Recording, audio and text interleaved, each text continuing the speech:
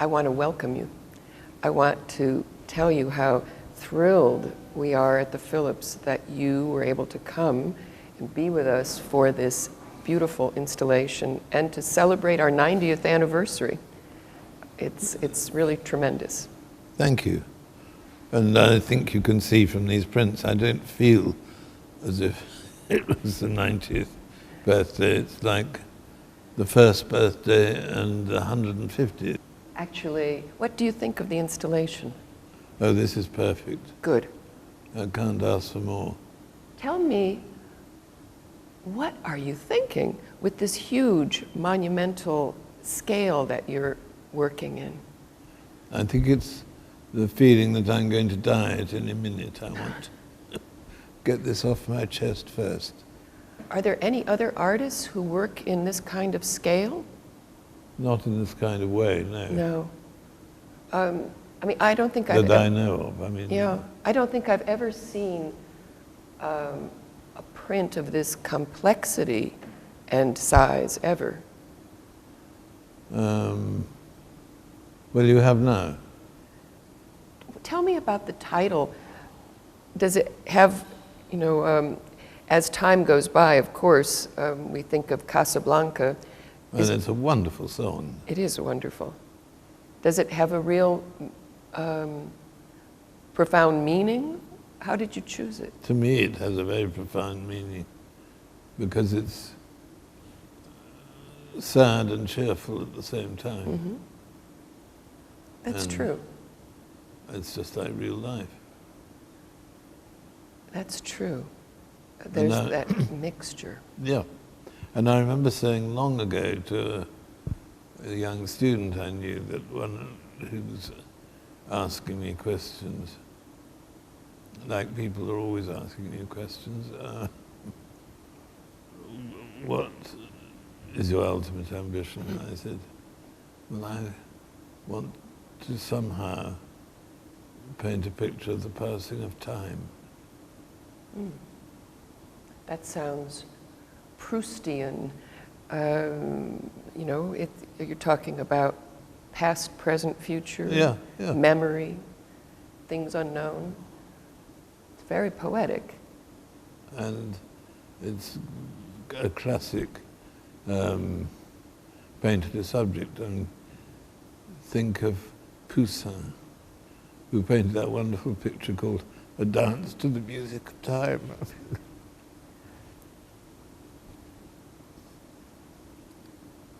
You know, I think...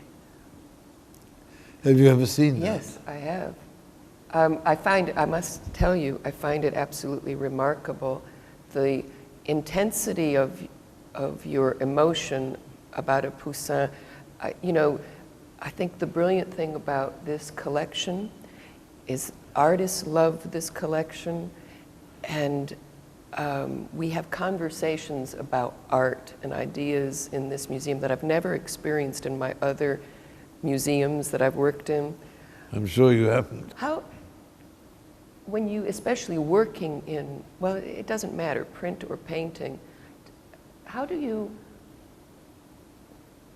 what's the sequence of building up the composition? What comes first? God knows. I mean, here what's interesting is it's very Howard Hodgkin. There's this framing element. There's lots of layering. Then there are these, almost like a rainforest of striations. It happens more and more. Those marks? I've just finished a picture called Lagoon. Oh. Which is not as big as that, but it's quite big. It's about a third of that size. I was at a small opening last night, and it was celebrating a portfolio of prints done by artists in the Washington area, and it was quite beautiful.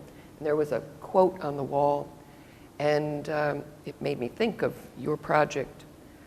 It talked about the fact that printmaking is such a complicated, collaborative process, and it pulls the artist out of the isolation of the studio. I guess is that true? Up to a point, but not. I mean, nothing really makes up for the loneliness and isolation of the artist in the studio. So, when you collaborate with let's say the 107 workshop, do you spend a lot of time with them? Do you give a template of for the composition? How does it work? I really don't understand, but it works. But you've worked with those folks for a long time now. Yes, I have. So they must understand your aspiration pretty clearly, I would think. I don't think anybody does. But you trust them? Up to a point. So,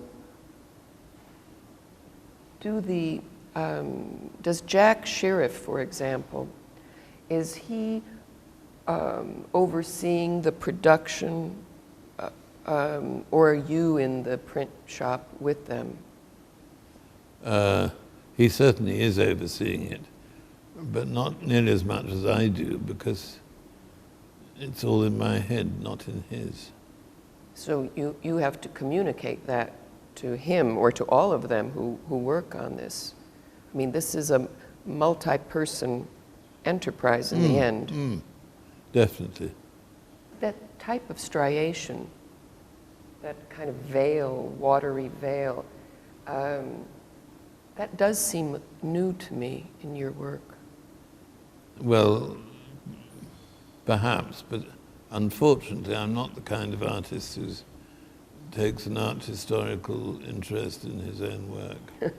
Artists usually don't. That's why we have art historians too. I know. Thank God for that.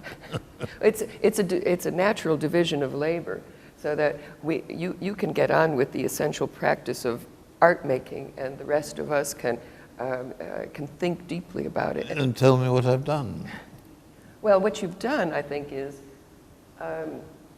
despite the poignancy of as time goes by, there's something so incredibly forceful and celebratory about these prints.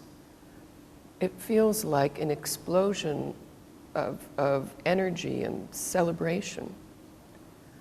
Maybe, but I could never do it again. Well, something that forceful, that energetic, that sort of vociferous, maybe you can never replicate it. No, couldn't possibly. I have to say, I'll admit my ignorance. I had to look up carborundum, you know, the mixture of this, what is it, silicon carbonate, granular material. Yeah.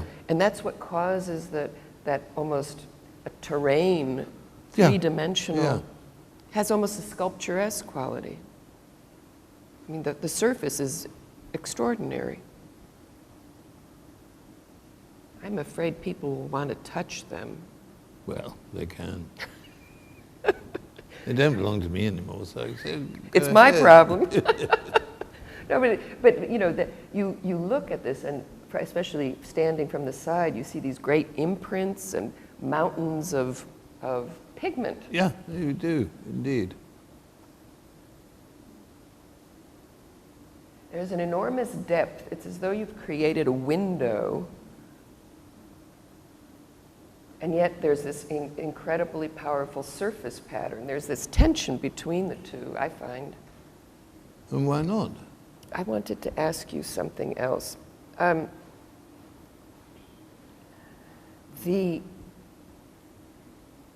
you going to do more prints of this scale, do you think?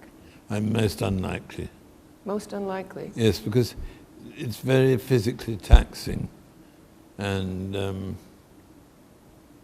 I was talking about this painting, Lagoon, which I've just finished. And if I hadn't had my wonderful assistant who can sort of second guess what I'm going to do,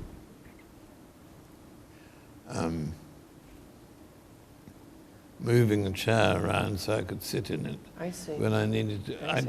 couldn't have done that, but I couldn't possibly do this again, as it were. Well, here, I mean, the kind of intellectual, creative, it's interesting. Then I layered on top of that the physical demands of this. No, Andy, my assistant, said it wasn't just deciding what to do next with Lagoon, it was actually doing it that you find so difficult. It's true. Do you paint every day? Yeah. For a long period? It varies, but Yeah. yes. And when you enter your studio, do you know what you're going to do that day? No. And does it surprise you sometimes at the end of the day what happened? Occasionally. Really? Yeah. That's interesting. I think it's, you know, I think sometimes as tedious as we art historians are with all of our questions, I think that we harbor this intense desire to be on the inside of that creative process. I'm sure. You know. I would like to be as well. So you sound as though there's a muse on your shoulder, sort of. Oh, there is, and it's going. I thought instead it was whispering sweet suggestions in your ear. No. That your muse beats you up? Oh, absolutely. The outcome that you give to the world is considerable. Well, thank you. It's I think it's mightily important. I love watching the reactions of people as they enter this gallery. They're dumbfounded, and they clearly, and this isn't always the case, experience great pleasure, which is not a small thing, actually. Not at all. I get wonderful fan letters from people saying your work always makes me smile, That's a lot. which I think is a lot.